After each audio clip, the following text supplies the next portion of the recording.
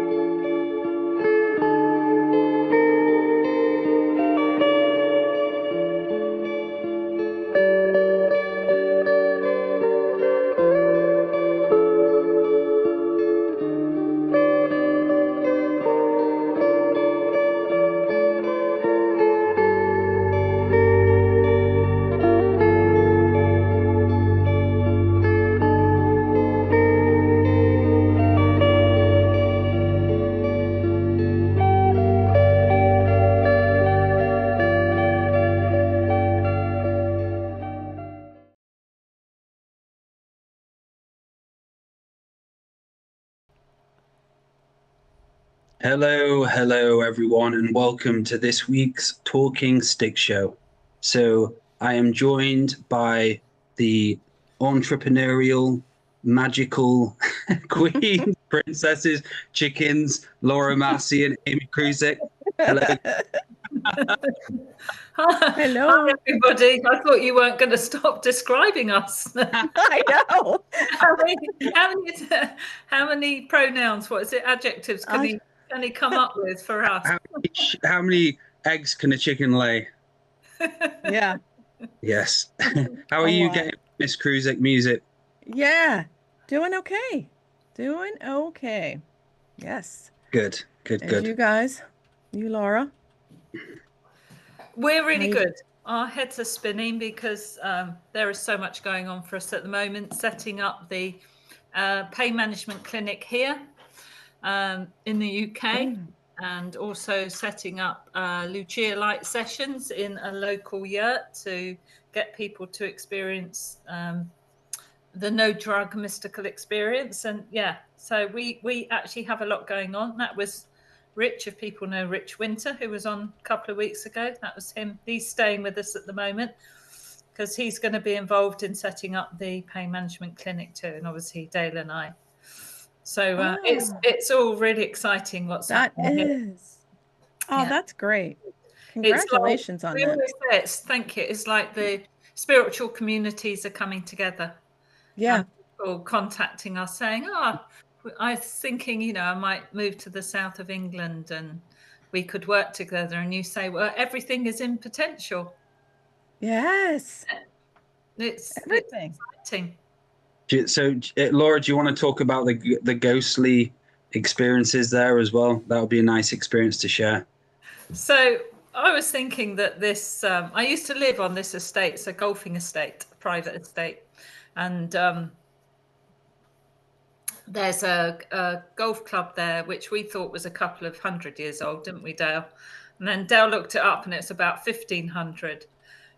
The original place was built. And of course, Andrew would tell you everywhere people have lived and their stories and things have happened. So, so many places, let's say, can be haunted or have a lot of activity going on. And we both felt it in when we were there. And I think I brought something back with me, somebody who needed rescuing. But this isn't the first time. You get people listening will know this. You get people stuck in astral who need to be moved on. And when you do your shamanic training with Andrew or whoever, it's one of the things you learn is how you can do that safely. Hmm. Not meddling in things you don't understand, but doing that in a sacred space, in that sort of environment.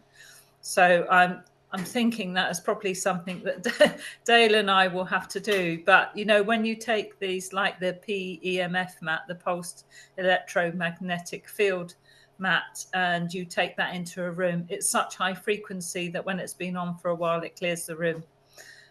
So you don't always have to sage, do you, Dale? But saging is obviously an ancient, really great practice to do. But there are other ways now in our with current AI, we can do that too. Yeah. So we'll be I interested love to see that. what turns up, won't we, Dale?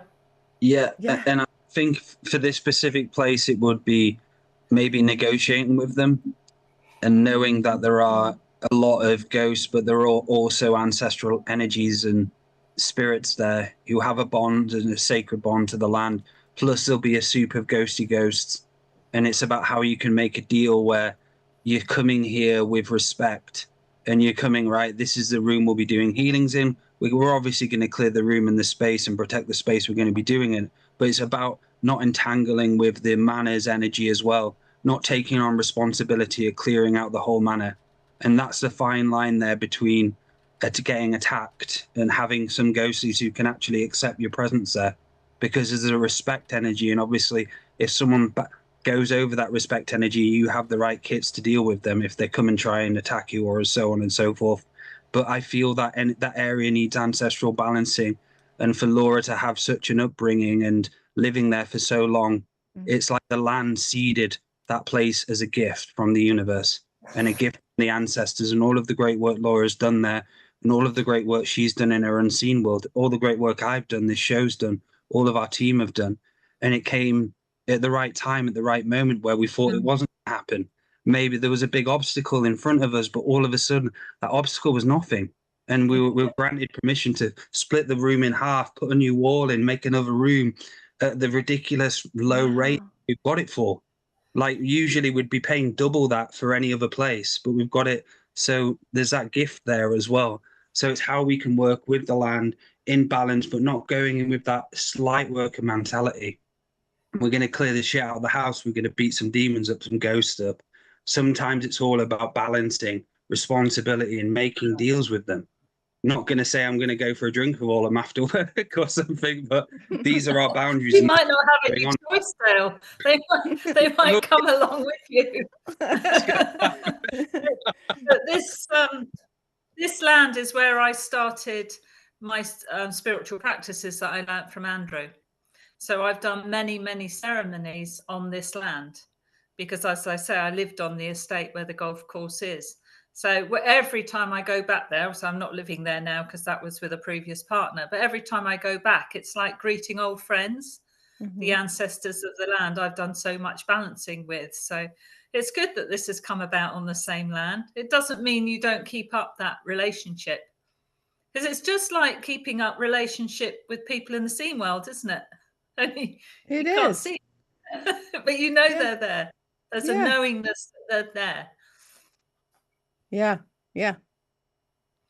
Wow. Did we have somebody come in the room, Joel? We did. So there's been a troll who has appeared. We believe there's been two trolls appeared. But so just to let everyone know, this is a call-in show, and this is a chance and opportunity for you to get a free reading with myself, Amy, and Laura, with a panel of experts. Like we charge I charge £220 for a session. And you've got the opportunity here, and same with Amy and all the work she does, all the work Laura does, to be able to get a free session. What's holding you back? Come on to the Zoom, have a chat with us. So the link is in the description for your opportunity to not be chicken shits, as Andrew says many times, and come in and speak to us. We're friendly. So how have things been with you? What's new in your world then? Me? Yes, Amy. Yeah. Oh, okay. I missed that. Yes. Great. Yeah. It's I just came off a pilgrimage to Quebec City. That was really I'm still kind of integrating it, but again, like you said with your ayahuasca with the grandfathers, mine was with the grandmother, and revisited St. Anne's Basilica. Not revisited, never visited it, but revisiting St. Anne again and her teachings. And it was just so beautiful. I mean, I actually had cried as soon as it's a beautiful basilica. It's like, just imagine gold lame, gold, blue, yellow, or gold, blue, white, and mosaics everywhere. It was gorgeous, gorgeous, huge basilica. So what And was it? yeah, Just a question. What was it like, Amy? So because I had this feeling pre-ayahuasca, like the pre-cogs and everything before, what was it like getting ready for that journey? Were there any insights or any feelings you were getting, what you knew what was going to happen? Because that happened to me, that there was a part of me kind of out there, not a little bit, but just tasting the kind of potentials of what's going to happen. yeah. So I just sent prayers ahead of time. I had in my mind, this is so funny because I had in my mind, there's also at the Notre Dame, there is a holy door that's only opened every 25 years. And so I went through the holy door. It was open. It's open this year. And it's a pilgrimage. It's a symbolic act of leaving things behind when you walk through the door. And so it was, I didn't want to, kind of premeditate that, but it wasn't crowded. So I stood in front of the door before I went through and just had my own, because Jesus is on the front of the door with his hand, and just had a chat, and I walked through the door, and then there's this beautiful altar to the left that's a Sacred Heart, which is my favorite image of Jesus. And then you have your, they have you put, you write down your intentions and you throw it. There's a basket there that you put it in. So that was quite an experience. But what was funny is that I'm like, I'm going to go through the door on my birthday. That's when I want to do it, right? Well, no, Amy, that did not happen. Spirit had a different route. So that was kind of funny to me because actually we got in there the day before my birthday. There was 2 hours of traffic. We thought we were going to go to the Basilica first, let's go the furthest point. Well, no, there was like 2 hours to get into the city. Something happened. And we're like, well, we're tired. Let's just check in the hotel and walk around the city. And of course, voila, the door was open at the time. So we went through on the day before. And then the next day we went to the Basilica and then to the waterfall that day on my birthday. So here's the thing. It's so funny because I saw it. The vision came. It was like, okay, going through the holy door was going through the birth canal. It was like that feeling of going through the birth canal. Then going to the Basilica was kind of that healing, because St. Anne is a healer and healing people. There's all kind of like crutches and canes and everything on the wall there that she had healed people. And so that was my birth of that healing of whatever needed to be healed from going through the door the day before. And then the waterfall was the cleansing of everything. And I did have a fear going over the waterfall, walking over it, but I did it. Wow. I wanted to crawl. I didn't want to walk. I just wanted to get down on low ground and just, I was laughing at myself like, oh, you are ridiculous. So that was a great adventure. So what was it like post that experience then, and just going through that experience and the post journey after for the week? What has it been like afterwards for you? Afterwards, a lot of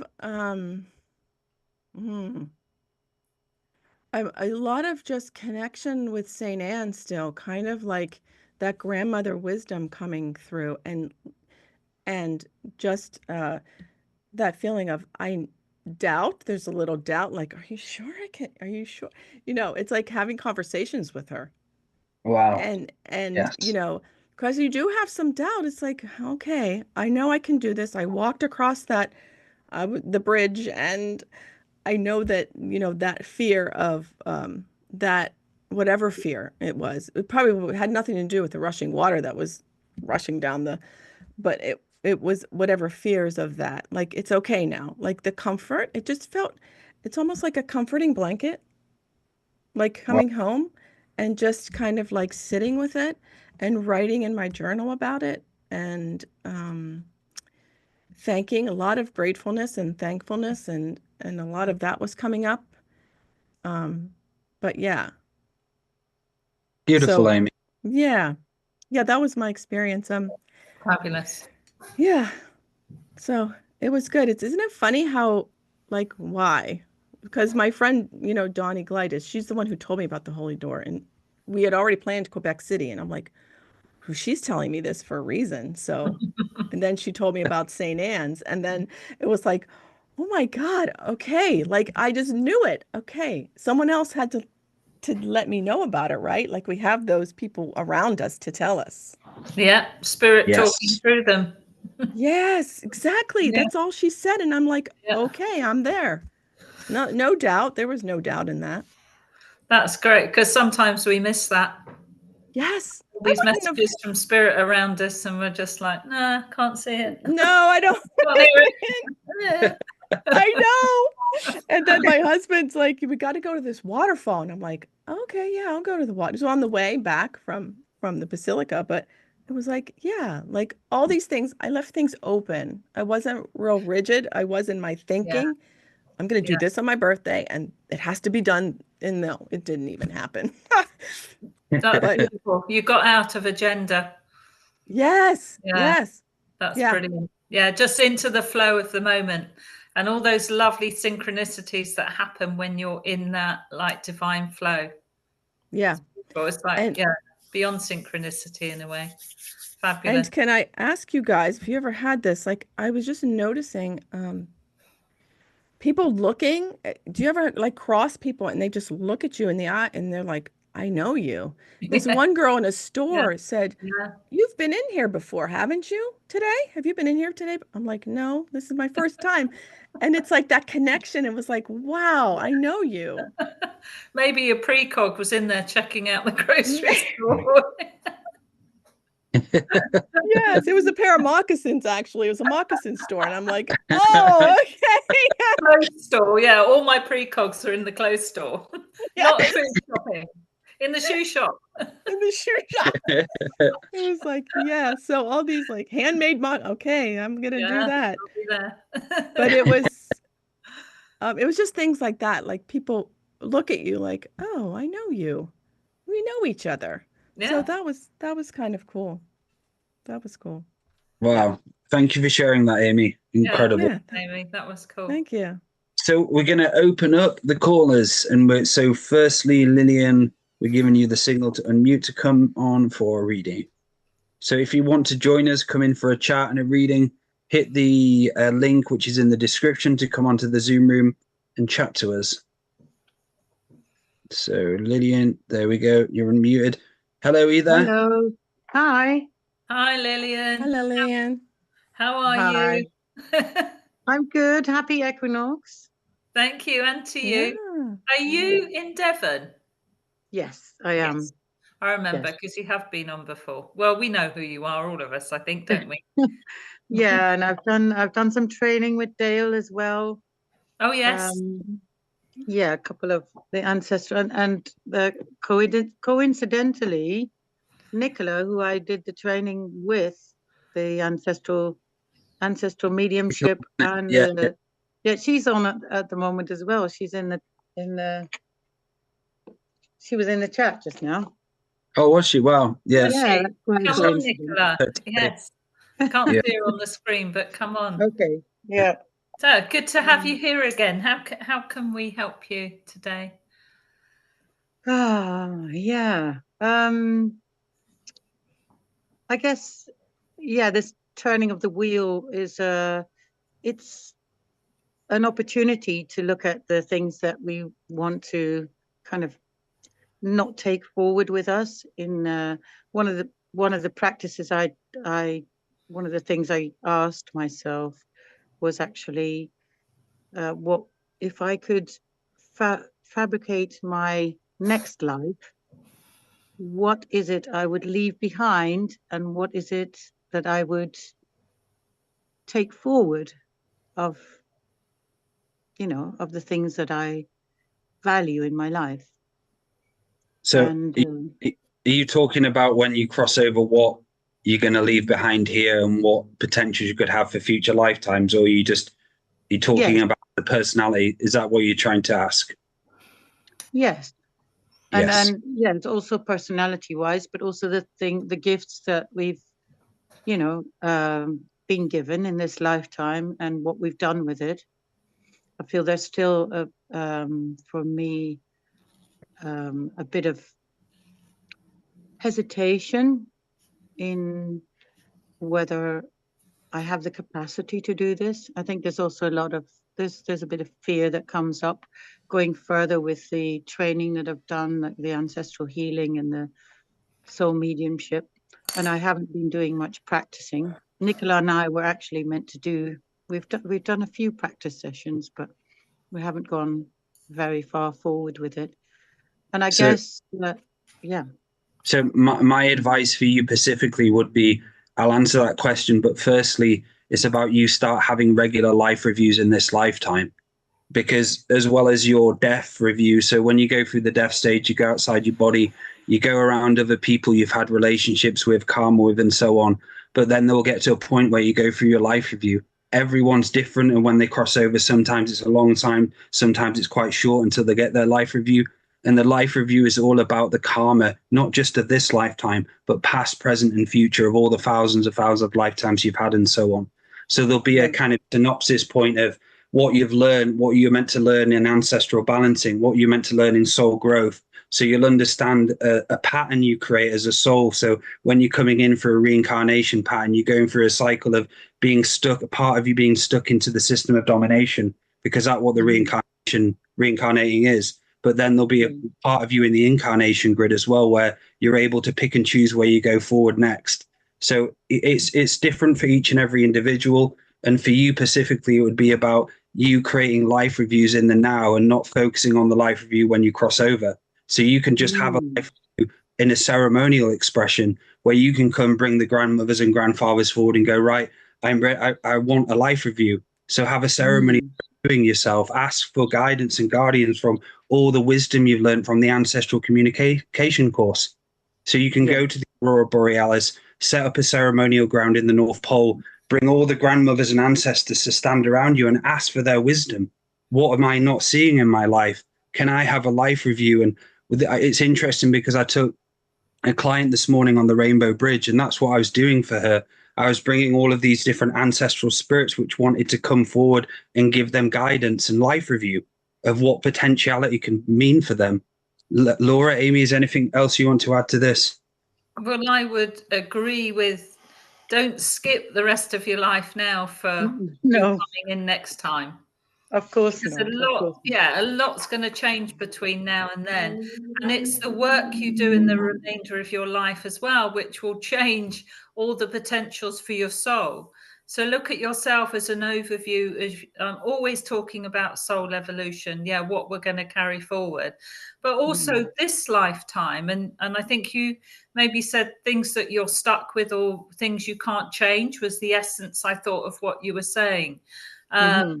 And there are things like that, but these things are either you're balancing karma, whether you stick with them or whether you walk away or whatever, there will be a degree of balancing karma in these and lessons as well. And it's also about your perspective to these things. Obviously, we haven't talked about any of these things in detail.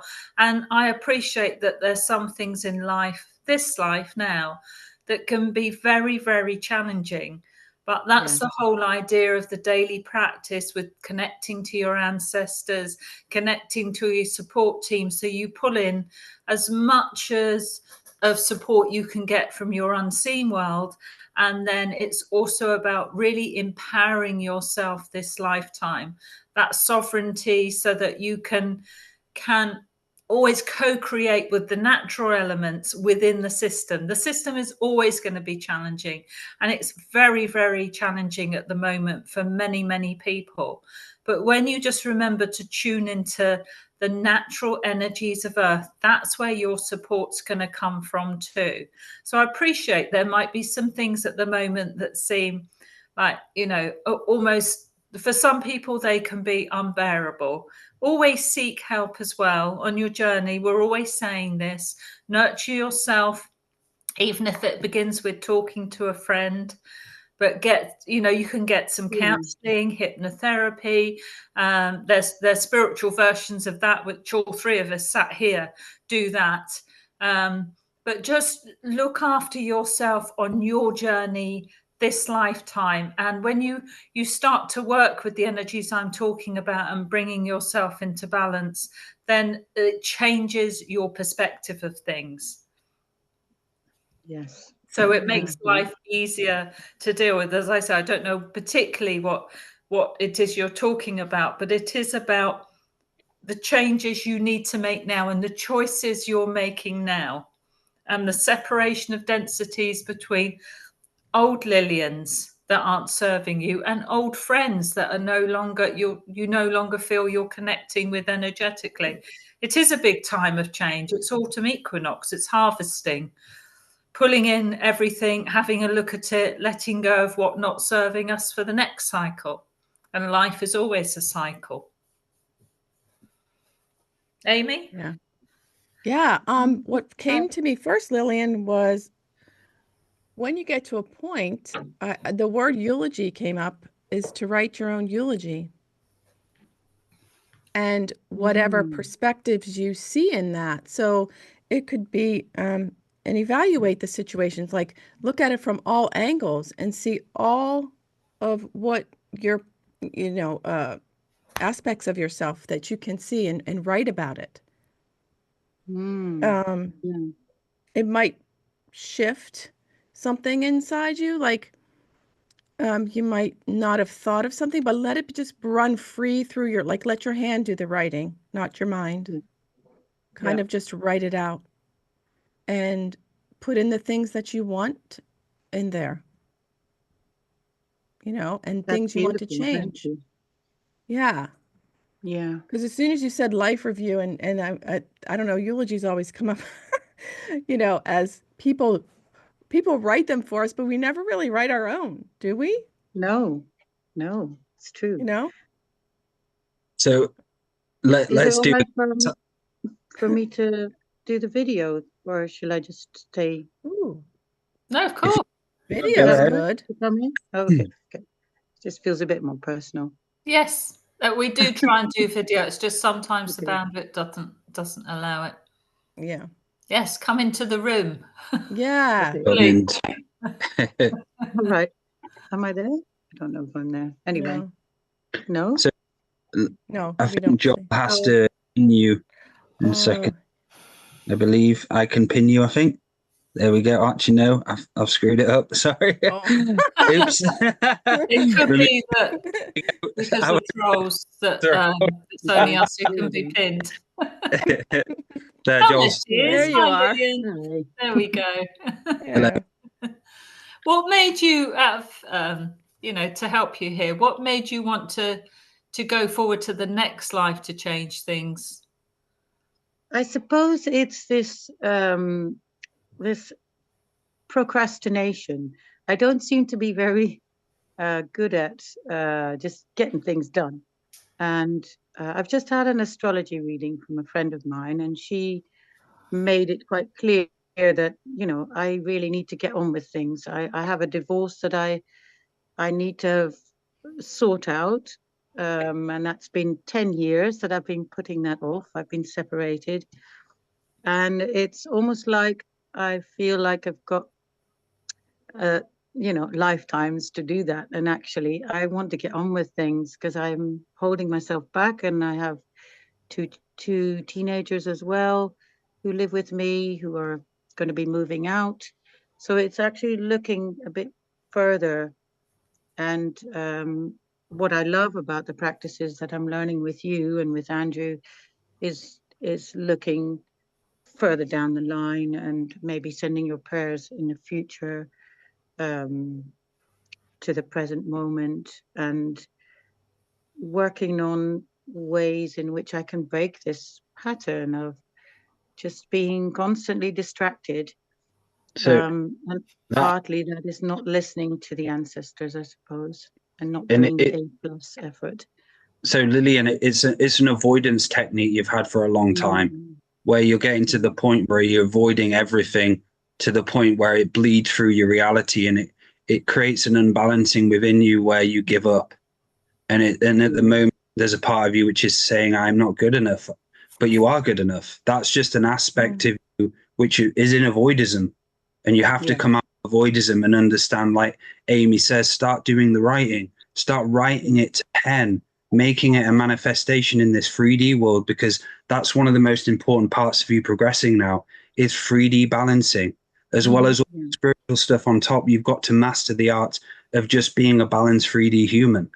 Scheduling, writing down your story, journaling, raising, and start coming up with a plan where you give yourself a life review once every 6 months. Right, the divorce, I'm going to write this down. I've been avoiding this for 10 years. I'm avoiding this, I'm avoiding this. And you'll start coming out with these avoidism things. Like it's happened to me loads with all sorts of different things. Sometimes it can just, when the avoidance happens, those things you're avoiding start bleeding through into your reality really slowly. Like, and it becomes it's an anxiety, whether it's an anger, whether it's something in your environment. I've done this in my past relationship where it got to the point where I had a headache for weeks because something was going on in my environment I was avoiding and I was not looking at. And it's a similar thing for you, but different. Like, and going, Amy said, that's so important for you to do. And like Laura explained as well, you have to start putting pen to paper now and start holding yourself accountable that you can do this. You're a great person. You know that. Yeah. Spirit inside of you, but it's a will for you now to change, create, and make the subconscious change, because your subconscious programming is through a lack of awareness. It's through all of that. And you have to have a moment where 6 months of change is going to make the subconscious change. So you're going to understand and program yourself in other ways. It's like this program has completely taken hold of you, but you can defeat the program step by step over a long period of time. Processes like hypnosis, counseling, like Laura mentioned, those do help. There's a reason behind those. Amy, anything you want to add? I do, because Lillian, oh my gosh, procrastination was one of my big things where I would just I was getting frustrated with the procrastination. So I don't know if it was Maddie or somebody said, write a revocation as a rap, like use those F words, use those swear words in there and put it to bed, like put it to rest. Yeah. And like it all just came up because it was just stuffing it down and avoiding. I don't want to do that. I don't want to do that. And so maybe do that. Yeah. And also, I think it's time to honor yourself. When was the last time you honored yourself? It's true, it is true. Yeah. I've been in mama mode for a long time. Yeah. And but recently I went on holiday to Italy, and I've had, for the first time, I've decided I'm going to go ahead with the paperwork, and I've started on the paperwork for the divorce. And for the first time ever, I actually had a little romance. And this is like 10 years. I've never even actually been with anybody. So that felt like energetically I was able to start letting go, because I'm realizing that actually the procrastination of it is actually making me hold on to an old energy that's actually no longer serving me. And we've moved on. It's not like he's got a different relationship, but there is, he reflected to me, and as in good relationships, I suppose there is a reflection that we can have for each other. And he said, there's one thing, and he's Trinidadian, and he said, there's one thing about you. It is stick. You just stick like glue, you just don't move. And I want to change that. I really want to change that. And any tools, I really appreciate the advice of the tools that. Well, you have to decide whether anything like that you still want to be energetically attached to, because you could say that one reason you haven't met anybody so far is because you haven't filled out those divorce papers. So just remember, everything in the seen world has an unseen aspect. So energetically, without getting fully divorced, you're saying you're not ready for somebody else. So you've left that 10 years, like not being ready for somebody else, when I'm sure you are. So think of everything in terms of energy like that. And you without getting the completion there, you've still got that energetic attachment to him. Okay, there's nothing wrong with being friends and all the rest of it. But the divorce represents the end of that marriage, the end of that intimacy and everything else that you have with the husband, which really needs to be done so you can move on, and he can, but he has as much as he can. But it will be far better for both of you to actually have that energetic separation as well, because that's, you know, for me, I see a great deal of heaviness with those old attachments pulling you back. And procrastination often is from a childhood trauma too, because you live in this sort of brain fog sometimes, don't you? And it just piles up and it piles up, and you might get some you know, some hypnotherapy or something like that, and to go back and look at some of the childhood traumas and so on. There's an overwhelming energy that comes, which makes you put things off as well. So it might be going back and looking at when you were first overwhelmed in your life as a child, and doing that inner work, working through the times where you felt overwhelmed, and really looking at that. But yes, get some help with that, counselling or hypnotherapy or something, to take you back through that. I have done some hypnotherapy, and that was helpful. Yes, So, absolutely. But we Lily, change, we move on all the time. And you just have to ask yourself, you know, what choice could I make? Sorry? Yeah, but partly the issue with the whole divorce thing is that it's related to money, and there's an issue of, you know, I've inherited money since we've separated, but I think there's a fear in me that he wants to have us, you know, half of whatever, and it's not really his to have. So it's almost like, if I don't do the divorce, then I don't have to deal with that side of it, and I can, you know. Yeah. But And you so have it's to deal with like it. a ball and chain. It's like a big cloud over my head, and I realize now that actually, even if I lost half of what I'd inherited, okay, so be it. But I would be free, and my soul would be free again to live my life. Yeah, because at the moment you're like this. Yeah, yeah. You know, and you want to breathe the fresh air of freedom and the relaxation and the lack of worry, because you're just clenched and holding on. And when you have to do that, you know, you're causing your body a great deal of stress as well. And you don't want that for yourself. Lillian, what was life like before you gave birth? So when you were first had a child in your belly, what was life like prior to that? Like, say, a year prior to it?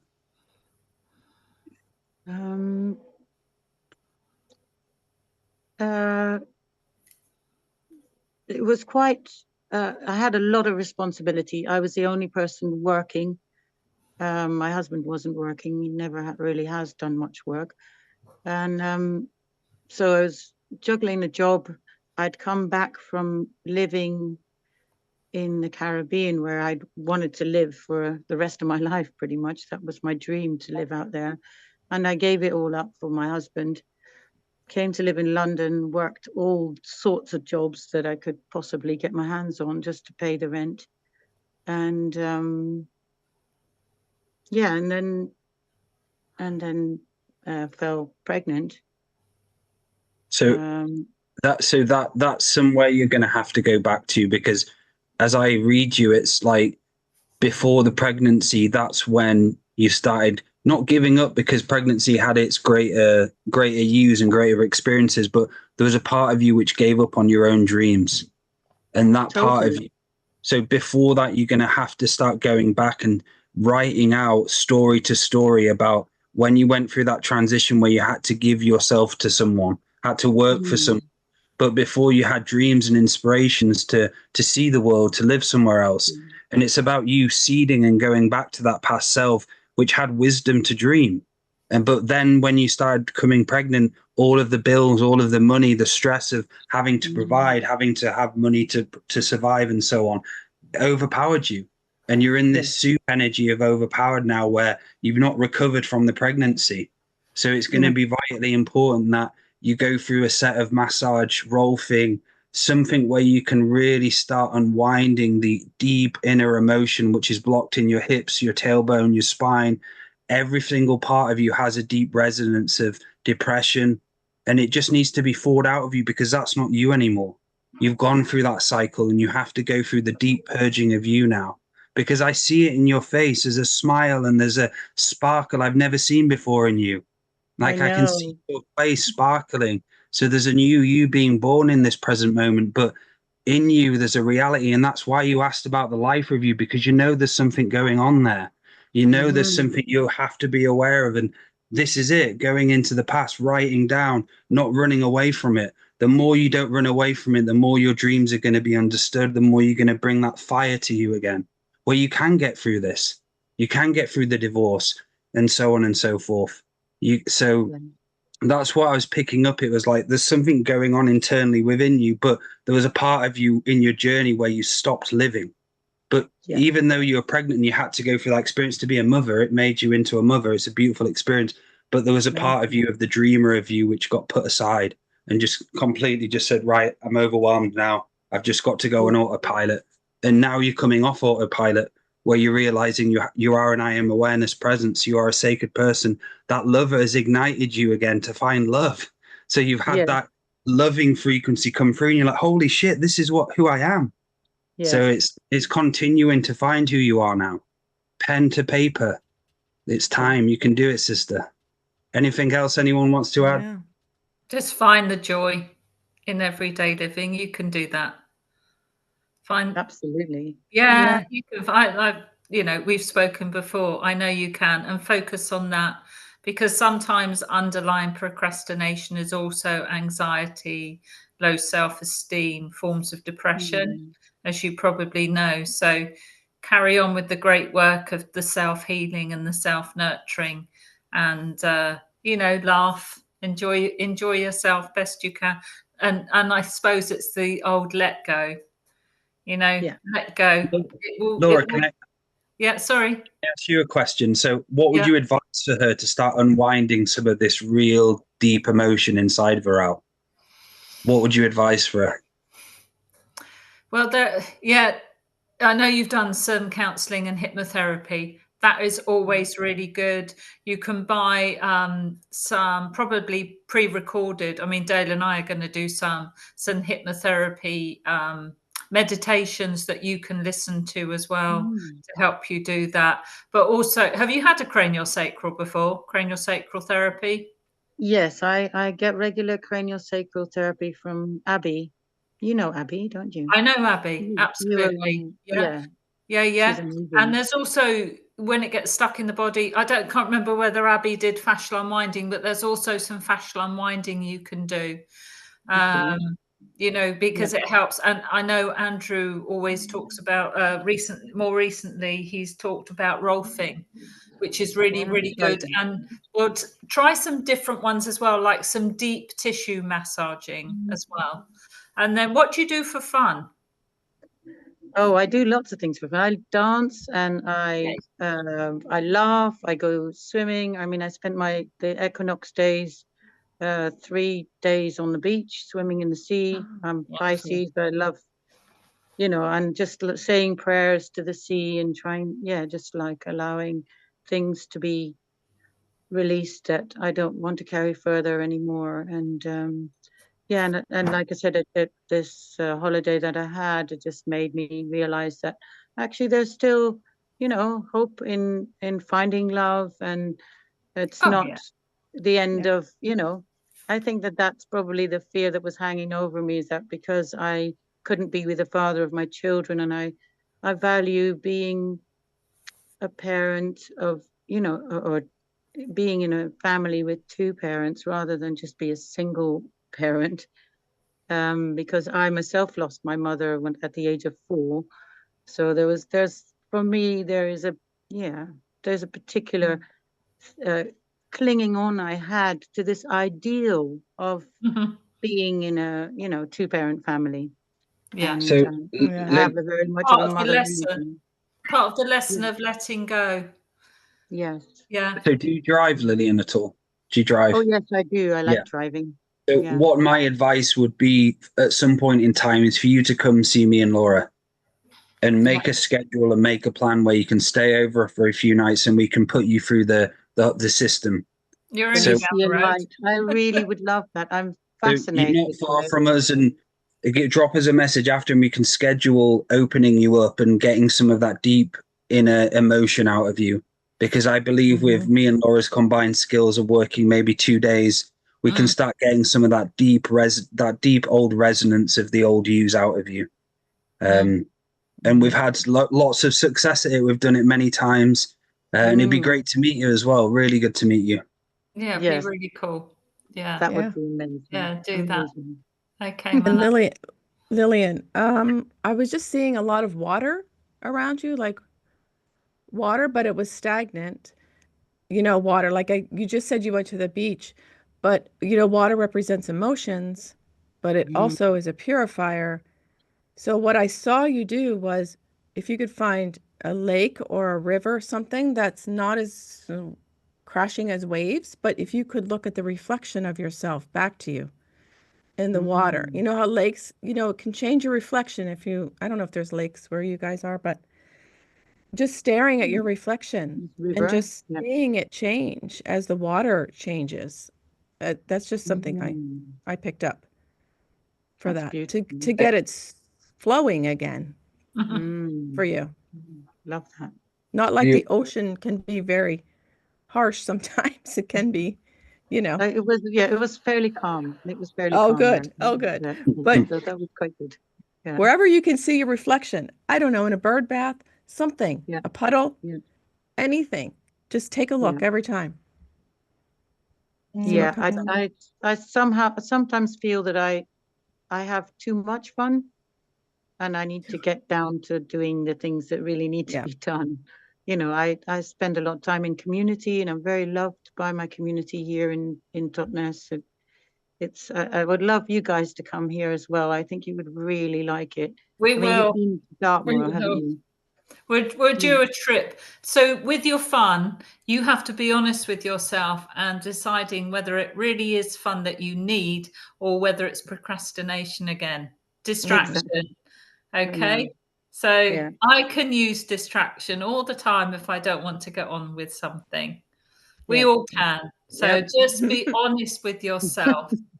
Right. And fun. Great. Yeah. And it's brilliant because it's such a great way to flip the frequencies of anxiety and depression. But then there's the other side of there's stuff I really need to get done that's going to free you and make you feel good anyway. Yes. Yes. Okay. Thank you so much. Thank you, Lillian. Thank you for calling in. Thank you. Be in Take care. touch. Bye-bye. Bye-bye. Bye-bye. So we're next going to bring Nicola on, who I messaged to come on, and she's on. So Nicola, giving you the signal to unmute. Hello, Nicola. Hello, Dale again. And Hello, everyone. Hi, Nicola. And I'm overcoming my chicken shitness right now. Yes. Well done. Do you think that's the ayahuasca? I think so, yeah. And after chatting with Dale earlier today as well. So I'm challenging myself. And I'd like to tell you guys some jokes, if that's okay. Yes. Yeah. Okay. What kind of car does an egg drive? A Volkswagen. Oh.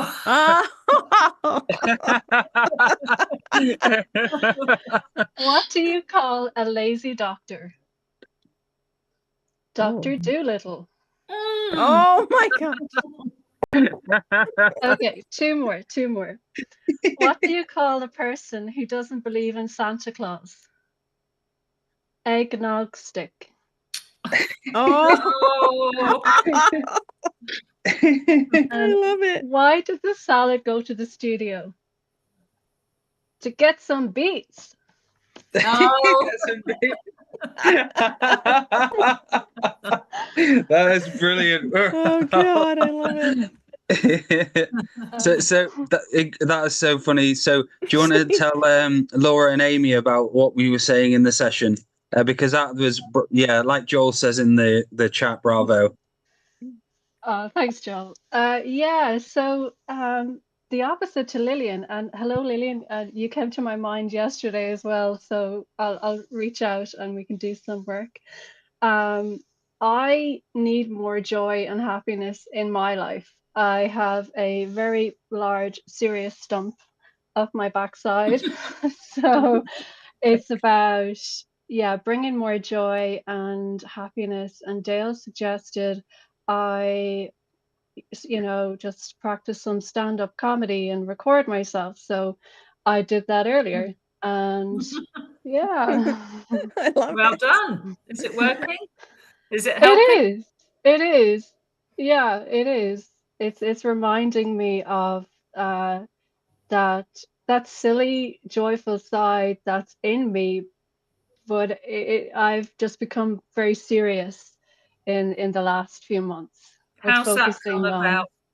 How's that come about, do you think? Yeah, I was reflecting on this earlier.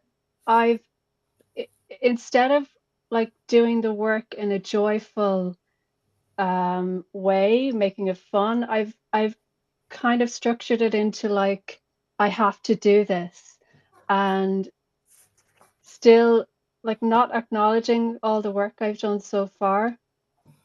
I keep looking at, say, my programs and my limiting beliefs, which are always going to be there, but I'm focusing on those rather than the overall picture of how far I've come.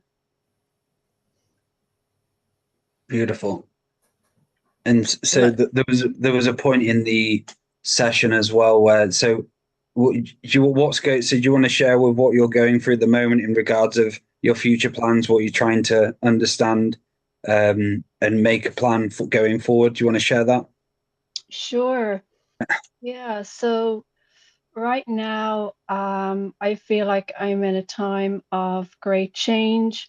I've been feeling it for a while, and where I'm living, it just doesn't really resonate. It doesn't make me happy. I live in a city, and I've always lived in cities, so I feel like I'm birthing a new self, and especially since the ayahuasca ceremony, that was coming up for me as well. So it's new beginnings and lots of potentials. So I'm looking at the potentials. And you have such a bond with the ancestors as well, and that's all the great work you've done. And this is about you don't realize how much great work you've done, Nicola. The amount of hours and discipline and scheduling and magic and revocations, all the inner work you've done is just, you've done enough for now.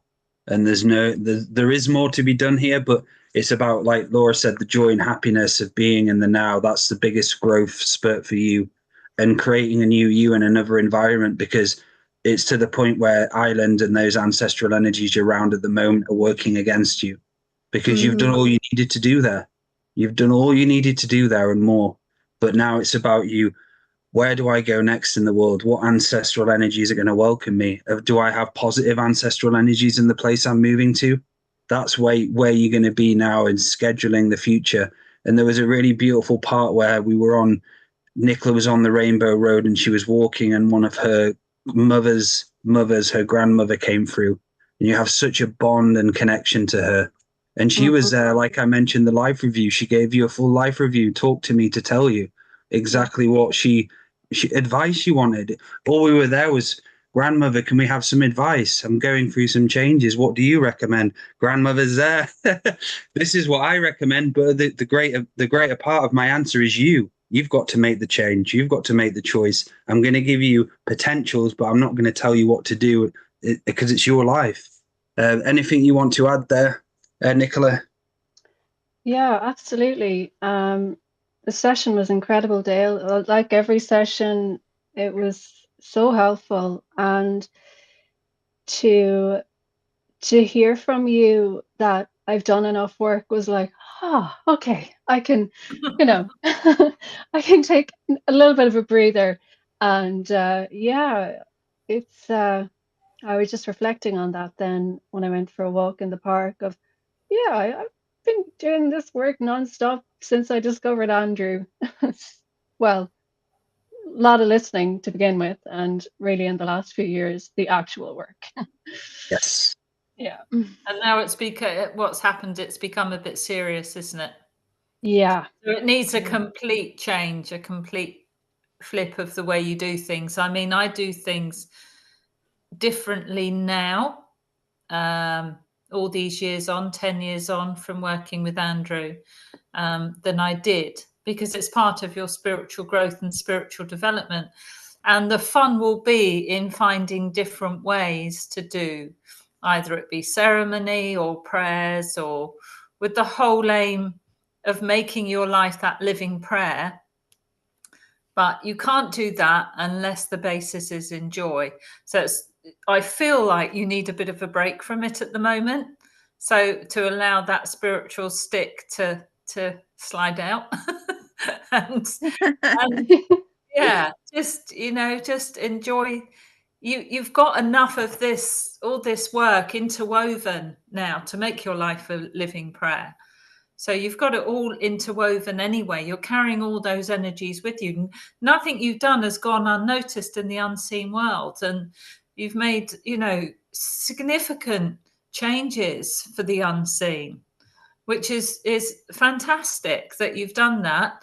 So now you can pull back a bit if you like and look at a new direction, as Dale was saying, but always with the joy. Because once we lose that joy, we get stale. And then if we don't have that passion behind doing the work, there's no point in doing it.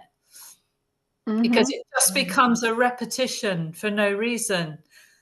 The reason it works, and really well in the beginning, isn't it? It's because, oh my God, we love doing this. We've discovered the mystical.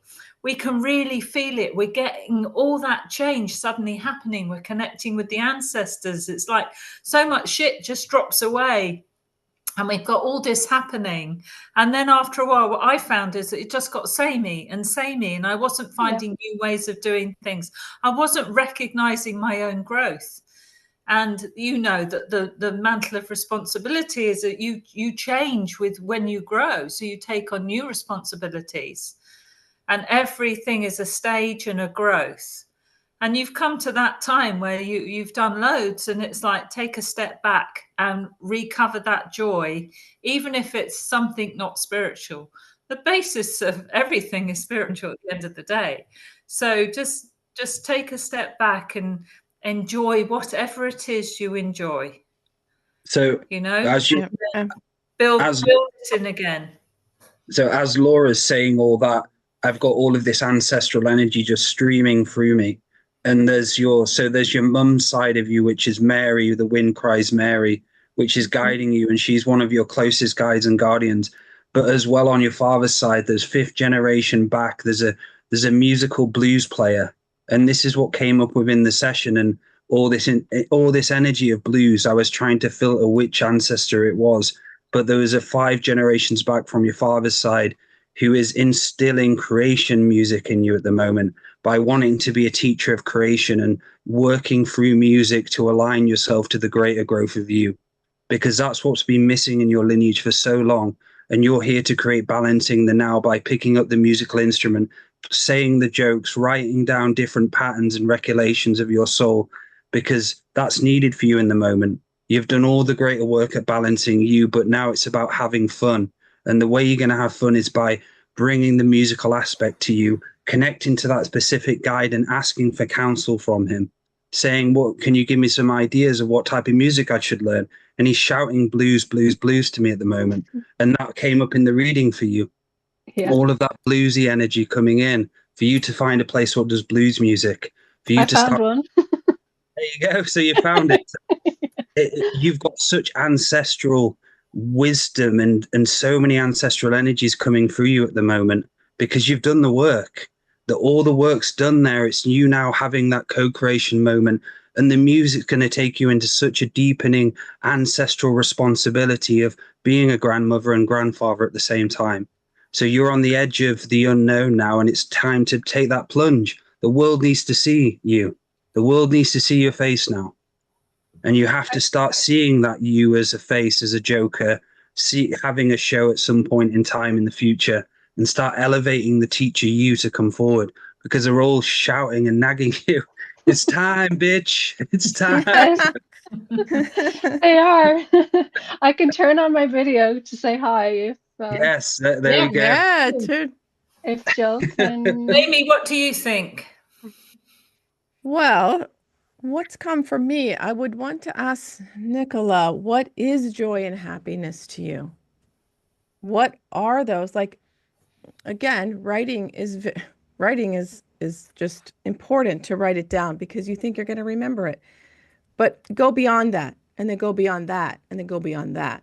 Because joy, we can say, oh, I love to, take a walk in the nature.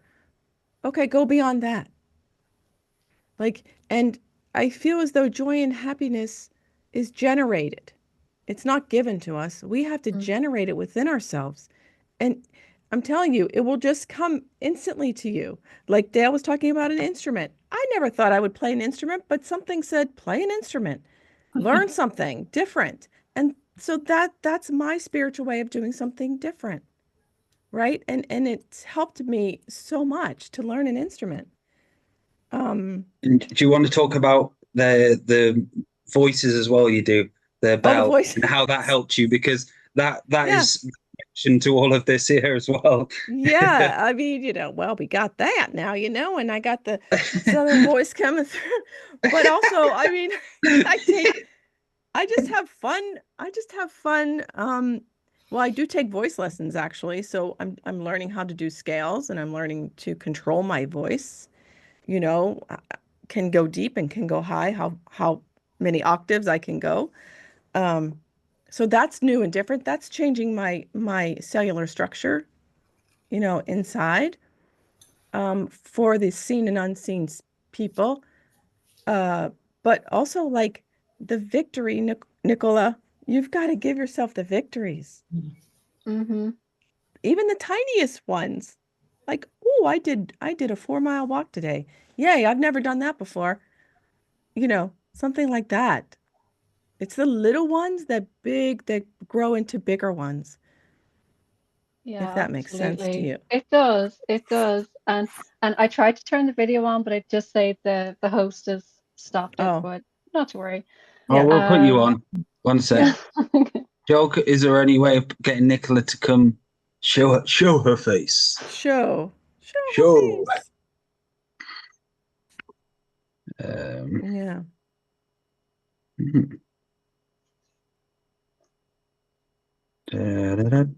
Ask to start video. That might be the one, Dale. Yeah. Yeah. There you go. Yay, well done. There she is. You're outside the tree. There I am with my stump. Yeah. So. See? Yeah, I changed it earlier. It's a beautiful sequoia that I visited at the park. So yeah, that's the size of it. That's beautiful. Are you in Ireland? You're in Ireland. Yeah. Dublin. Oh, Dublin. Oh, in the city. So do you want to move out of the city? Are you looking to move? Yeah, for a long time I've wanted to move. It's just my work is based in the city and around. Can you commute into it? Can you commute into the city? I can.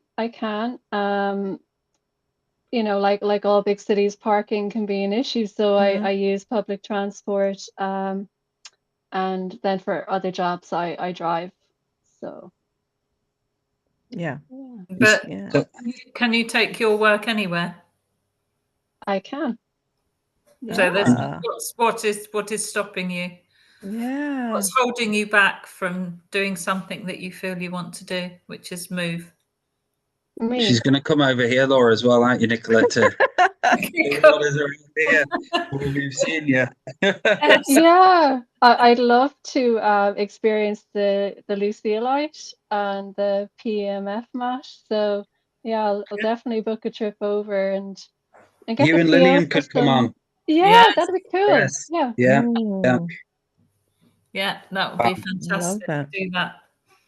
Build our community. But you Anyway, Absolutely. live in such a magical place, yeah? I Ireland. do. It feels magical to Say me it in an anyways. Irish voice, Amy. Go on. Can you do Irish? Oh, I don't think I can. There you go. it's There you hard, I'll, isn't it? go. I'll butcher it. I will butcher that. Oh, do you? I can't. And I'm Irish, half Irish, so It's easier to talk light language, isn't it? it's easier to talk. You have to teach us that, Nicola. Yes. Yes. How's it Oh, going? yeah. How's it going? So Yeah, what I do you love do? that. What do you do that's magical? Tell us what you do that's Hmm. magical. What do I do? Like magical for me, or Yeah, for you. I know it's the cliche answer of being in nature. I just love being in nature. That's magical. Food is magical. I love food and cooking. Ah, cooking. Yeah. Mm. Flavors and having a good laugh, which I put Yeah. aside recently, but it's coming back in. Yeah, it's very natural to you, by the way. Feels very Yeah. natural. Yeah. Huh. What are your hidden powers? Do you have any hidden powers? I know these are on the spot. I'm putting you on this. I don't know why, but maybe you need. People tell me I'm a good listener. Ah, Mm-hmm. yep, you are.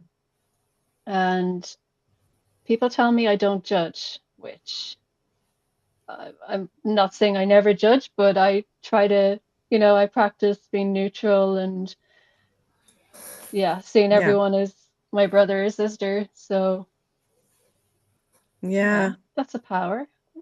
that is definitely a nice hidden power. So Well, it's Now you, beautiful because you're putting your teachings into practice.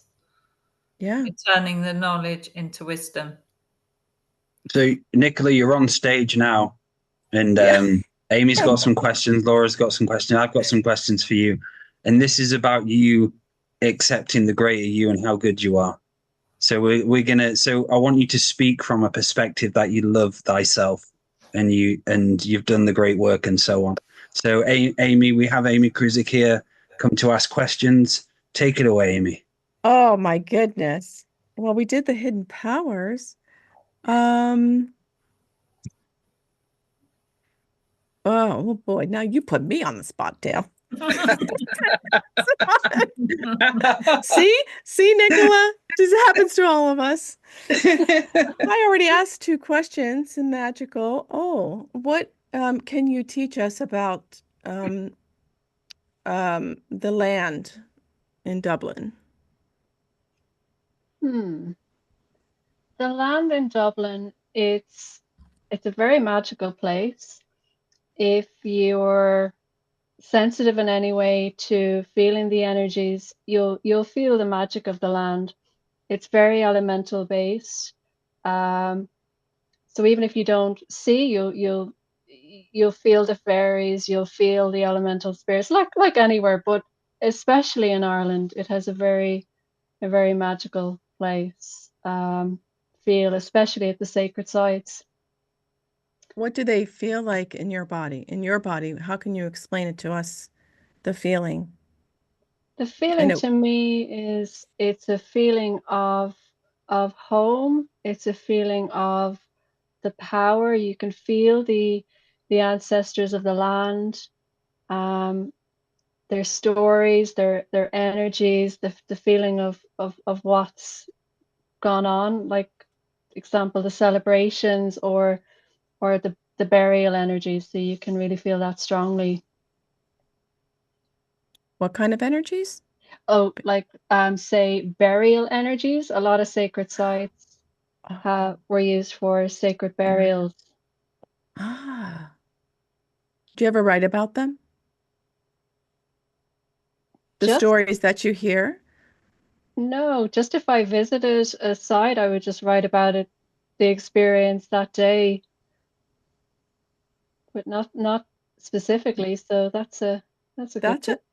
Yeah, because I was just thinking, like, sometimes we go visit places and then we have that story that comes out, but yet we go home and let's try and get that energy that we had there, bring it to us, because it is there, right? And then write the story from that. That may be something for you to try, because Yeah, it'll be that's very different. And then compare the stories, and then you could have a book by the end of the year, probably, because you live in a magical place. I mean, imagine if you wrote every day for the next 6 months, I don't know, I just see that for you. Like that's the really Earth cool, Amy. Guardian, like the Earth Guardian. Guardian of, you know, teach us about your area. That's a That's great really idea, cool, yeah. Amy. And Yeah. with you going through the changes of the move, that can be a process where you can have some, what's the word? You can manifest something into a physical object like a book or writing a story where you've got that chapter of your life and you share the teachings of what you learned to the ancestors, to yourself and other people as well. It's a great words there, Amy, because that would be really good, because it'd be a chapter of your life, that where you lived in and what you learned then, how you grew in spirituality, how you remained balanced and so on, and what the land meant to you there, what was some of the sacred history behind the land and so on. And what are Yeah. your special favorite tips for getting in touch with the ancestors of the land? Because we all develop sometimes our own little ways of doing it that you can pass on to others. Yeah, for me, just being really still and listening and tuning into the energy of the land and just talking to them like they're, just a friend. Not worshiping them, which I probably did in the past. So yeah, just chatting to them like we're here chatting in a respectful way, and just ensuring that you're saying to them, I come in equal co-creation, non-competition, non-hierarchical order. I want to let's work together. Bring offerings if you can. But I think just having that chat and stating your intention is the most important thing. Beautiful. Thank you, Nicola. Yeah, that's beautiful. Thank you, Nicola. Yeah, Thanks, Laura. thanks so much. So, any words of pearls of wisdom from you before we say goodbye? What does this moment open for you? What you would like to share with us? I would like to share that I'm proud of myself for coming on. Yay! And I'm going to say cheers. This is a non-alcoholic Guinness. Cheers. So yeah, I'm having a little victory moment, and I love the show, guys, and thanks to each and every one of you every week for coming together and sharing all your wisdom. Thank you. Oh, thank you, coming on Nicola. and for the appreciation. Yeah, keep up those victories. Yes. And we'll see you over here. Yes.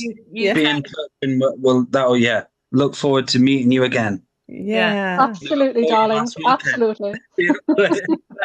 Thanks, my love. Thank you, Nicola. Bye-bye. Bye, Nicola. Bye, darling. Bye-bye.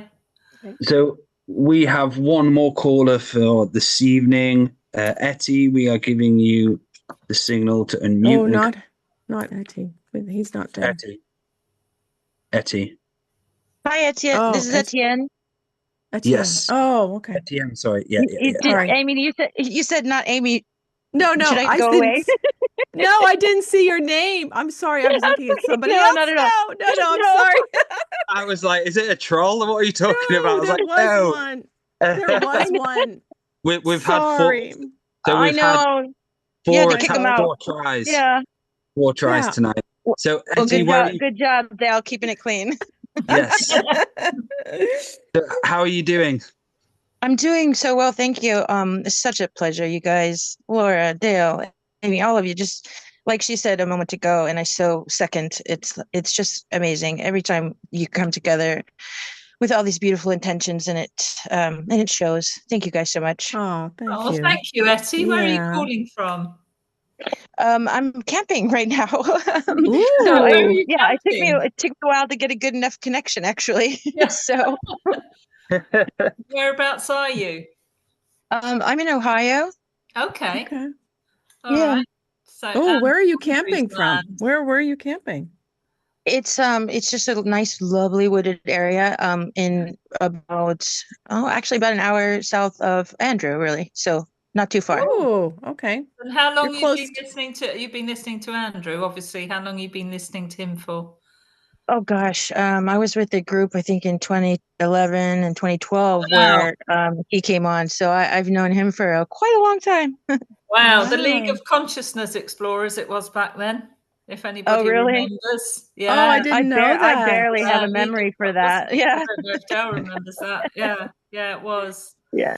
I Oh. remember what was it? The not exploring consciousness, but the like diving into it. There's a beautiful other one that was titled something that my memory is blanking on. Yeah. Mm. Oh God. Wasn't Anyway, but what's great. I'll think of it No, in a minute. Yeah. yeah, I was going to say, please, I didn't Yeah. mean to interrupt you because you Consciousness sound like you were about to get Explorers. it.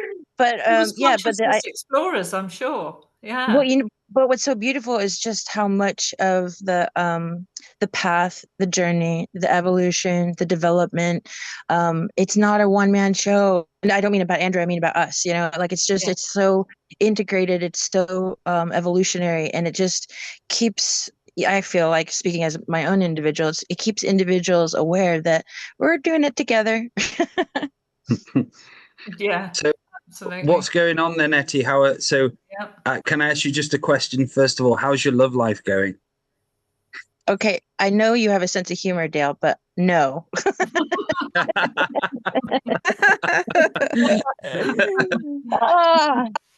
My love life is a totally large subject.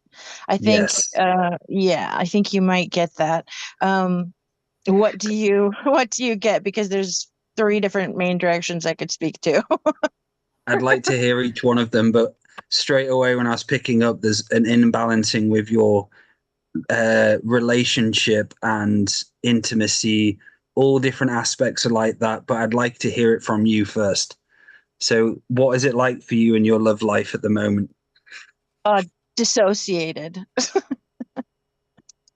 There's somewhat compartmentalized. It's Yes. one person for stability, one person for sexy, one person for things like that. It's not too and one, like, it just continues to be an entire mystery. So is there ever a point where you have more than one lovers going at once? No, I don't have any, really. I say love life is not necessarily sexual, right? So Okay. So when was the last time you were intimate with someone? years. Years. Yeah. And what was that like? That was rough. That was being introduced to a whole other side of myself.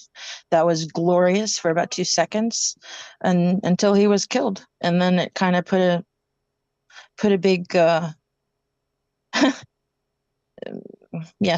it put something onto me that I have been debating within many corners of my psyche of whether or not I'm actually going to be like that, meaning with myself forever after that, or if I will ever go in a direction of physical intimacy again. So this is why what was coming up straight away is, I do believe at a point of space and time, you're going to have to start, if you had any body work done in the last year. Yes. And what body work was that? Just maintenance and regular stuff. I mean, I've done in the last year, let's see, I've done tanks. I did like 4 of those. I've done a lot of rolfing as different sets of it. Haven't had one in a while, actually. Thought when I get back I'm going to do another one. Actually just that. It's and my own stuff at home, but that's it. So there's a tremendous amount of hard frequency in your feet at the moment. It's like your feet are kind of got all of this soup of energy, negative frequency stuck in them. So it's going to be beneficial for you to get someone hands in, start unwinding and really clearing the feet out. The second point I would recommend is to start having a fire ceremonial ritual where you're letting go of the past lover and seeing the lover as a teacher, and the will for you now to break this karmic cycle you've gone through in this lifetime and many other lifetimes before, where lovers and past lovers who have gone have killed you. But this isn't happening in this lifetime.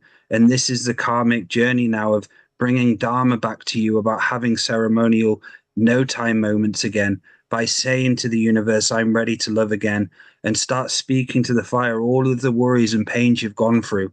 Start asking the fire to be the medium and the counselor for you, to start coming to this releasing point where you can accept love for yourself, but from other people again. And that's going to give you tremendous growth, because straight away, as I read your energy, that what was coming, there was the sexuality of limitations coming forward from you. And this is going to require self-love as well. Well, I set that upon you. You're reading absolutely accurate. It's just I've set it upon myself, though. It's as though I've put it into my mind that the type of sexual energy is actually so. I don't want to use the word distracting, but I'm not coming with a better one. To my goals in life. So it's almost as though somebody has to, generally speaking, somebody's going to, not has to, but going to play the role of just somebody who focuses on work. And I just feel more and more like that's where I'm going. But you need that sexual energy in your life for more than just sex. Yes. I agree. I agree with that. Yeah. So that is going to bring so much more depth to your work and everything else you do. But again, as Dale was saying, it's you opening up and being ready for that. And always the first one, as I'm sure you know, Etty, is the love you have for yourself first before any relationship. It's how good is your relationship with you? How well do you treat yourself? Do you treat yourself like a lover? Do you do right yourself? And then that changes your energies. If you're not there, that changes the energies, and then that is what you are going to attract. So sorry. There's something to add to Laura. There would be very beneficial for you to get some sort of scent and start placing the scent around your body. And you're going to start trying to activate the sensitivity, the smell, the taste, the touch. And you can even start putting love into your meridian system, because parts of your meridian systems of feeling, of sensitivity, of touching someone, touching yourself, are blocked from trauma. So it's about you opening those sensitivity points again, but bring the essence of lavender or just what smells you want to use, oils you want to use.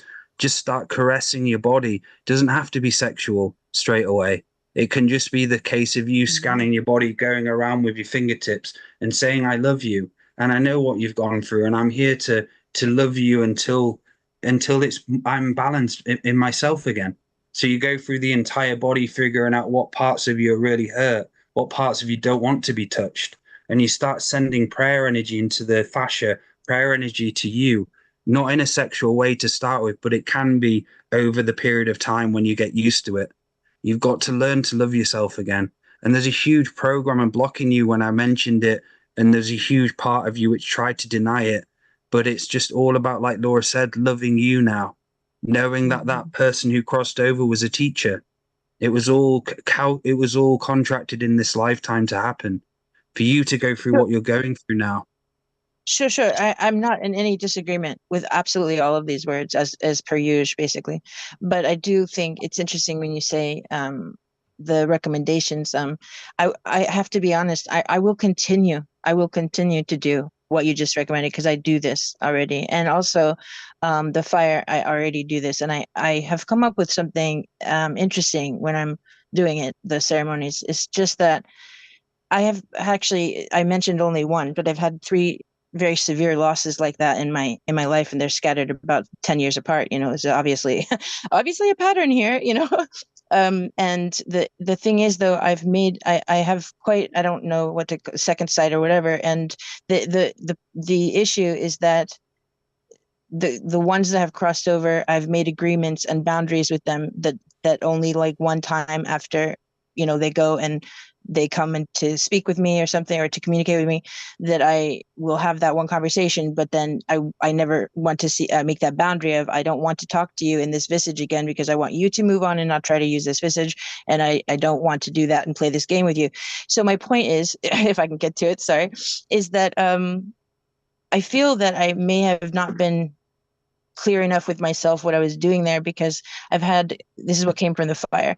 I've had lots of input from ancestors, specific ones actually, which I was going to ask you about, meaning the lines from my mom and my dad. They seem to have met in a very weird, like planned weird way.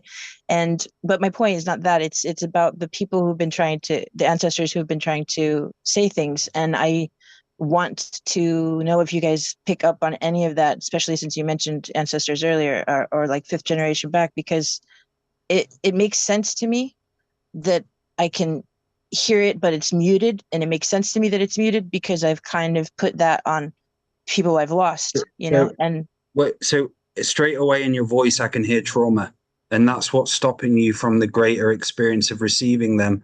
There's an overpowering programming you which talks for you. And this is something you're going to have to listen back to the call. When I talk and bring up certain subject matters, this program gets louder. And I'm not judging you in any way, shape, or form. No, you're right. I'm trying to tell you, Yeah. you're right. You're right. These programs, and it's about, there's a part of you which gets triggered.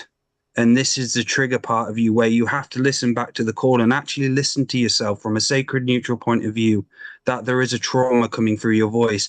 And before you speak to the ancestors and grandmothers, you have to figure that trauma out first. That's the main thing you can do here. Realize all of the depression, the sadness, the rage, which is inside your frequency. There's nothing wrong with that. We all have anger, suppressed anger, but it's about you having a release point, going to get help, potentially going to psychotherapy, going through the real deep stages of how this psychologically affected you within your voice. Because I can hear how great you are and all the work you've done is incredible, but there's an essence of trauma coming through your voice when you speak. It's like I can hear the pain in your voice. And there will be a point where you're going to have to get help. You have to listen to someone. You have to suck it up, buttercup moment, as Andrew says, because everyone's here to support you and we love you. And you can do this. And it's Laura, Amy, is there I'm getting confused. I'm getting confused when you say that, because I'm like doing all the things you say, but how am I, and this, you can call program, I get it, but how do you do the things you say, like psychotherapy, the self-love physically and with scent? I literally do that. And then not exactly the way you said, but with scent and with touch, so I do all these things. So clearly I feel like what you're saying is that we'll call it blocking something or saying no to something. But what's the solution is my question. Obviously my question is, what's the solution? So Amy and Laura, I'd like to bring a new perspective in here. The only thing that came up. Letting go of. Sorry, something you're not letting go of that's there, whether it's grief, there's something that's withholding that you're pretending is okay. That's what's coming up for me. And you will know what that is. It's a person. Yeah. I'm holding on to a person. Yeah. It's a holding. I mean, I'm sorry, a living person, to be clear. Yeah, I'm holding on to a living person. Okay. Right. So it's because it's not offloaded, if you like, not let go of. It's creating this holding on to energy, which. Can I ask all three of you, do you get any sense that at all that this is not somebody that I should be letting go of, instead of just jumping to that conclusion, because there's trauma and hurt from it. But So Okay, it's so it's Well, the you should Go let ahead, go of Amy, go ahead. anybody. You I'm actually sorry. have I to feel let like go of everybody. everybody's talking. I'm sorry. I know, I know. Sorry. Okay. Yeah, All good. sorry. It's my energy. I know. I'm aware. I'm sorry. Well, no, okay, let me just say, I picked up on something, and you have to answer this yourself, but do you feel, with all the deaths that you've had that were Yeah. traumatic, did Yeah. you feel a part of you die with them? Of course. I mean, it was my father, biological, my child, Yeah. biological. So yeah, definitely dying with them. Yeah. Okay, so that And could then be my part of, partner, which was like my future. Yeah. yeah. So there you go, past, future. Um, the lover now, did you say you have a boyfriend now, No, right? no, he's passed. Oh, okay. So It's I don't know, Amy, there's, yeah, there's a lot going on in this story, but yeah, I'm trying to keep it as simple as possible, yeah. honest. And another thing, so I don't know, those are just questions you can ask yourself. What part of me died with them? And now you need to grieve that or bring that piece back. Wait, you gave me a good idea there, because if I shut out the entirety of the visage, Yeah. then I'm actually shutting out the part of me that went with them, so I can make room for that part to have access again. Yes, So, because they left with you. And also, yeah, that's a good thing to work on. That's what I was feeling. Yeah, Something, part of you died with them, whatever the part that was. different But for do you each one. also, Yeah. yeah, do you also feel alone?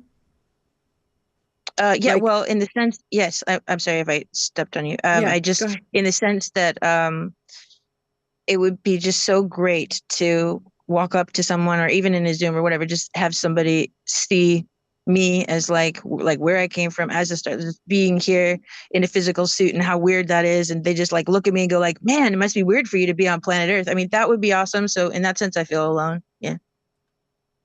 Okay, there's Well, something yeah, I think deeper that there. can apply to a lot of us. Yeah, That Absolutely. one Yeah. as well. But yeah, the letting go thing you were talking about of somebody, we shouldn't be holding on to anybody like that. Do you Okay. understand, like the letting go? Because there's a degree of manipulation and control in the not letting go. I Once you appreciate that.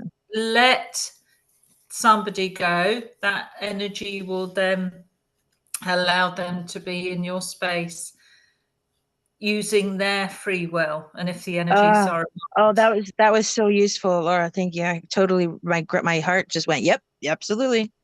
yeah, so because 100%. I've the, learned that hard lesson over Yeah. the years. The hanging on to, the neediness, you're filling this gap for me, and it becomes a manipulation. And that's not healthy. So even though Well, we're yeah, doing it to make ourselves feel better. So I'm talking more extreme. This was my yeah.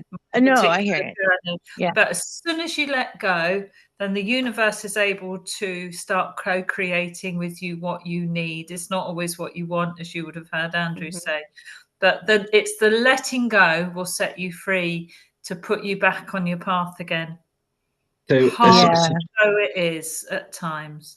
a suggestion would be to write down for each and every one of them something about how they changed your life, how they affected you, but now you're choosing to let them go and see them as an ancestral teacher, separate from being in this physical, and write down for each and every one of them and have like a ceremony, a fire ceremony, where you're writing down the letting go. And this is going to be the ceremony of letting go, where you're letting go of the physical self and you're seeing their eternal self as ancestors now. And you start having to bring source awareness back to you, because it's about you finding source awareness again, finding the shawl of the earth mother around you, that you're here and this is your home. And you can have source connection within the chaos you've gone through. Like I've not gone through what you've gone through, but I've gone through so much as well. I've seen so much darkness. I've gone through darkness for a long time. But this source faith connection within me has guided me forward, guiding me to be here, guiding me to smile in the hardest situations, losing my Yeah. father in the space of 5 weeks from a brain tumor which killed him in 5 weeks, to have no time with him, faith got me through that and gave me the knowing to keep going. And that's what you've got to bring into this fire ceremony. The writing of you saying, thank you for all of your teachings, and I love you, but I know I need to let go of you now. Write as much writing as you can on each and every one of them. Do a separate ceremony, and it's just letting go ritual. Maybe have some of their favorite music on, but you have to start letting go of the physical them, seeing them as I like that idea. Start telling the universe, I'm ready now to let go. And because this is ancestral karma coming back to you time and time again, about times where you've died in other lifetimes because someone's died in your life. So you've given up, completely given up on the relationship, given up the relationship of the self, and you've ended up either dead or killed. No, please don't say that. That's not true. No, I'm talking about your past life. This is karma coming through. The obviously with my life as well. So when my dad died in the space of 5 weeks, I had a reading with Andrew after, and he said, what happens most of the time with all of these coming through is in past lives, you've lost each other in different roles. And this lifetime revolves. So it's about the process of you letting go, because in other lifetimes, you asked me about your ancestral past, and I'm talking about the ancestral past, that there are other lifetimes of you in relationships with them back and forth where the other person's died, you've died, and so on.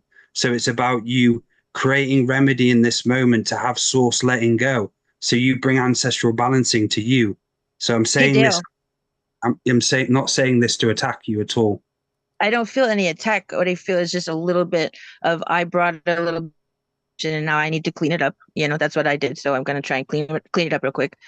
I'm very interested in what my grandmothers, my grandmother on each side, my dad's mom and my mom's mom, have to say, but I can't seem to get it clearly. I heard you loud and clear about making sure that I'm actually clear without the trauma so much going into it. And I appreciate that because I know it's accurate.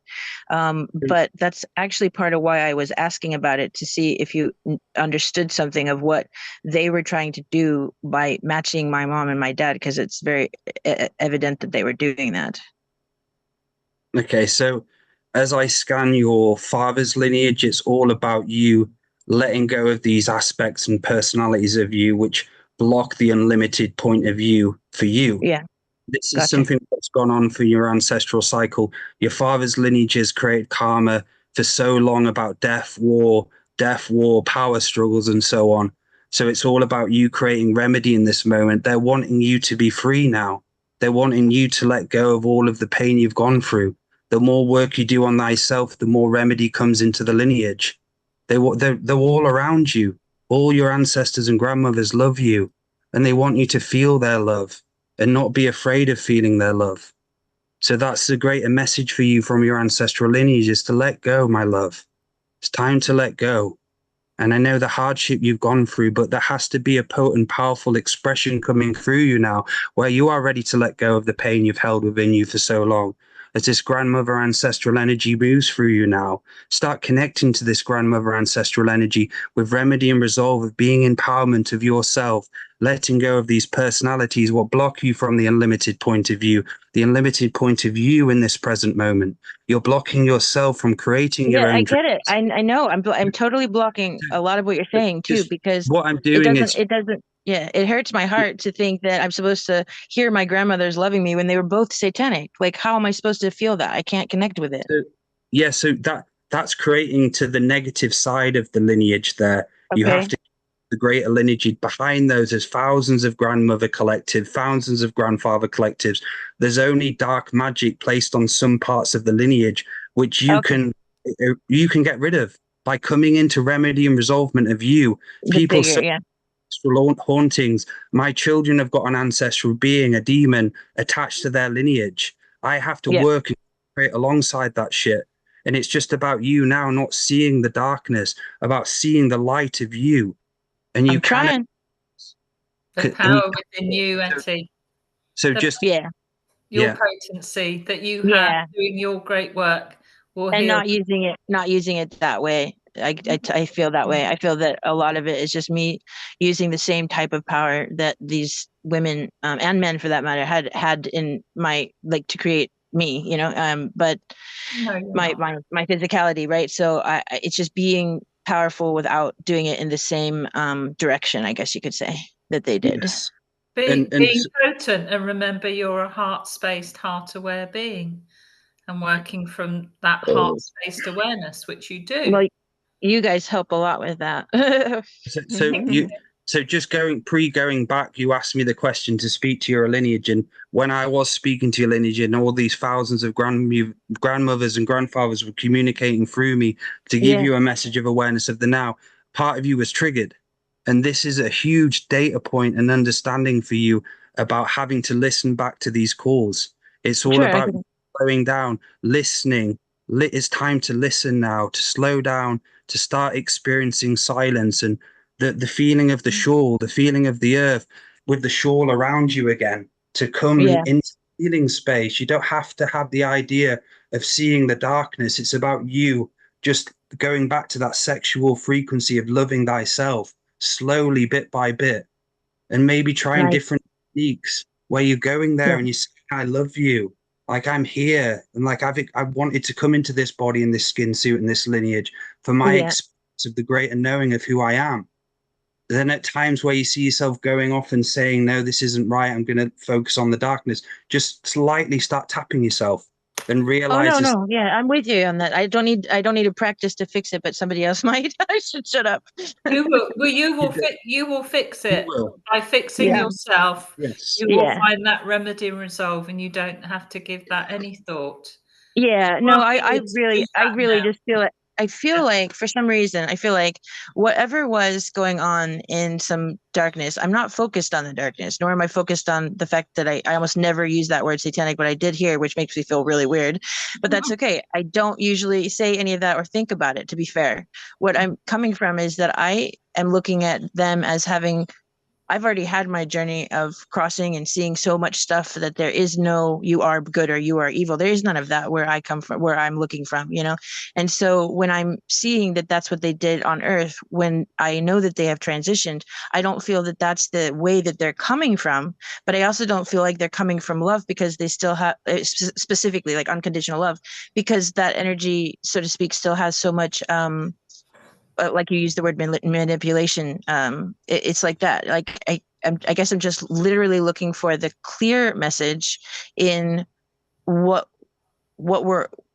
we as a lineage, if you will, are doing, like on purpose with all of that. What would be the, you know, not the bad stuff. I mean, when you choose that kind of life and stuff. So I guess I'm just basically taking it one step at a time to see my own feet planted in the direction, like you were talking about, Dale, with my feet.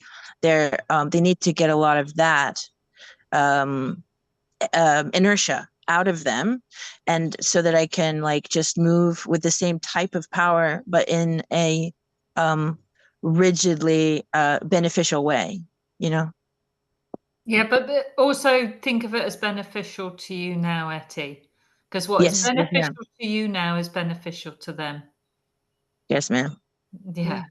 True story. It's always, as Andrew's always saying, about the self-love and the self-nurturing, and that will have that knock-on effect back through the lineage, well, backwards and forwards.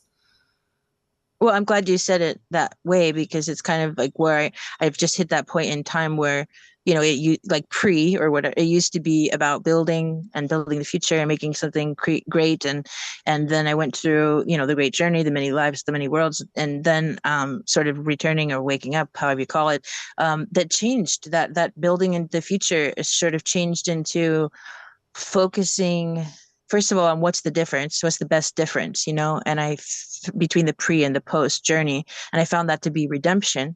And so my focus has been on like trying to bring more of that feeling, that energy in general, in whatever vehicle, delivery system, you know, to people who are currently like I used to be, if that makes any sense. So it's kind of like I used to be moving forward and building something. And now I'm like looking sort of backward in the sense of not in a bad way, but in a helping people who I know are in the building stage. Does that make any sense? It does. And remember all your potencies in the now. Yes. So Yes, ma'am. we focus forward and we focus back, but our greatest power that we have is in the moment of now. And then related to helping other people, it has to be you first. And you know you owe this to yourself. and there's a part of distraction in you that's not allowing that. And again, this is not knocking you. You know, we all I do appreciate your this. guys' candor. You've denied yourself something that is there absolutely for you. The other thing that's come up is using frankincense for yourself. When Dale spoke earlier on about Nice, yeah. On the bottom of your feet. Put on the bottom of your feet. Yeah, I have it burning. I have it burning now. Yeah. Oh, there we go. Okay. So But also, you know, you are, Etty, you are an incredible soul with so much to teach people from what you're going through now and have been through. And don't forget what an incredible soul you are and what you're doing. And, you know, keep the love you have for others is beautiful, but make sure you have that for you, Etty. Thank you, Laura. and Oh, trust I really yourself. appreciate you guys. Yeah, I really appreciate how you speak and the care that you put into each person, myself included, and I'm trying to include myself more. Please do.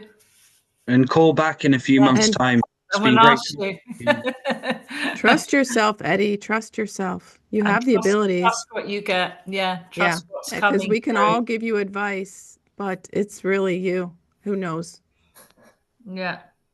Really you. Well, you guys really, I appreciate you so much. So I will let you, I guess there's no more calls. So I guess we're just whatever it is. Yeah. But thank you so much for talking. Thank you, Etty. Thank you, Eddie. We love you. We love you too. Love you. Bye, darling. Bye-bye. Thank you for calling in. Wow, guys, what a great show. Wow. Yeah. Sorry, I Yes. don't quite know if I'm saying your name right, Joran. But call in next time, will you? Because it's been quite a long show now. So we'll do another one next week. Call in next week and we'll put you on first. So yeah, just call in next week, 7 p.m. UK time, 2 p.m. Eastern time, and we'll get you on. Cool. Yeah, we will. So how can people get a hold of you for sessions and so on with Amy Kruzic music? Oh, well, you can join our social platform with David Ellis and I at the UCM community. It's community.universalcitizentv.com, and we have free resources and free meditations and documents and AI tools and software for building your business and website. And we have a live certified program going on. It's going to start October 5th. It's a CBT hypnotherapy class. I think Nicola may be signing up for that. And Dale may be signing up. Yes, so that'll start on Saturdays for like around 10 to 12 weeks. So it's a commitment. But yeah, you can find us over there and sign in. Thank you, it's Amy. really worth doing. And UCM offers so much. Yeah, work that David and Amy are doing over there. There's so much for our community. And when's your show, Amy, with David? Okay, so we have, Integrative Healing Network. David and I do shows come on Mondays at 2 p.m. And they're pre-recorded. We haven't done any live ones yet, but we might be doing that. So look out for that on Instagram and Facebook. Thank you, Amy. Yes, Laura, Two Feathers Massey. Two Feathers. You can contact me at Laura2feathers@gmail.com with the number 2, and I would love to give a session to anybody who would love to book one with me, and we can look at all aspects of self-empowerment with or without shamanic training and skills and tools to do that. I'm also a hypnotherapist. I did that class with Amy. Yes. So counselor and hypnotherapist too. I can do that. So please, message me if you'd like a session. Thank you everybody who called in, came on the show. Thank you, my co-host. Dale, how can people get hold of you?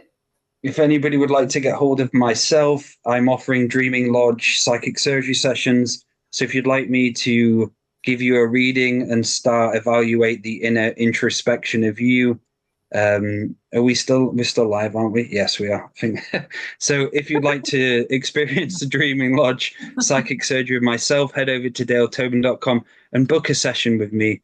And we talk about all of the introspection, all parts of yourself which I'll be able to scan and understand what parts of yourself, what you're telling the universe, to what you need to be focusing on. So we have all these internal programs and parts of us which are telling the universe so many different things at once. So I'll be able to start reading and fine-tuning the introspection, giving you a reading through your lineage as well, your father's side, your mother's side, and understand what balancing and karma is needed for the moment of you to grow within your soul and experience joy and happiness and have a smile. Get the serious stump out your ass and have fun.